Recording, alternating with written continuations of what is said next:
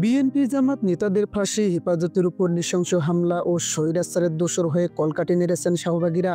সেই শাহবাগীরা হঠাৎ করে আবার মাথাচাড়া দেওয়ায় প্রশ্ন উঠেছে, এদের পেছনে কলকাঠি নাড়ছে কে? এরই মধ্যে শাহবাগীদের প্রতিরোধ করতে প্রস্তুত বলে জানিয়েছেন ইসলামী ছাত্র শিবির ও এনসিপির নেতারা। যদিও এই ইস্যুতে বিএনপি ও ছাত্রদলের পক্ষ থেকে তেমন সাড়া পাওয়া যাচ্ছে না।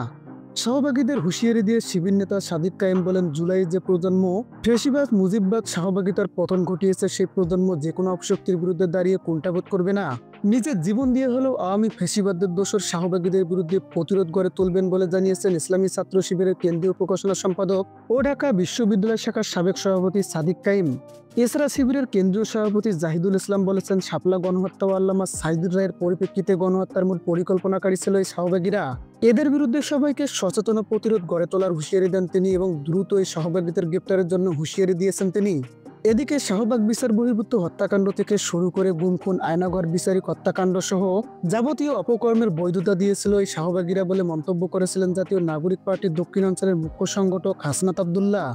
হাসনাত বলেন, শাহবাগ কায়েমে যারা সচেষ্ট ছিল তাদেরই প্রত্যক্ষ পরোক্ষ সহযোগিতায় বিগত 15 বছরে ফ্যাসিবাদ প্রতিষ্ঠিত হয়েছে। তাদের এই সমর্থনে ফ্যাসিস্ট হাসিনা সরকার ক্ষমতার মসনদে বসেছিল। বুধবার ভোররাতে এক ফেসবুক পোস্টে তিনি এসব কথা বলেন। এর আগে আরেকটি স্ট্যাটাসে শিবির নেতা সাদিক কায়েম বলেন, আওয়ামী ফ্যাসিবাদের আইকন লাকি আক্তারদের বিরুদ্ধে প্রতিরোধ গড়ে তোলার জন্য দেশবাসীর প্রতি আহ্বান জানানো হয়। সাদিক কায়েম বলেন, বাংলাদেশপন্থী ব্যক্তিবর্গ ও সংগঠনের মধ্যে তৈরি হওয়া বিভাজনের সুযোগ নিচ্ছে দেশবিরোধী শক্তি। তারাই শাহবাগের বিচারহীনতা ও ফ্যাসিবাদের আইকন লাকি আক্তারকে পুনর্বাসন করছে। যে কোনো মূল্যে দেশের স্বাধীনতা, সার্বভৌমত্ব ও ইনকিলাব জিন্দা রাখতে দেশবিরোধী ষড়যন্ত্রকারীদের বিরুদ্ধে প্রতিরোধ গড়ে তুলতে হবে।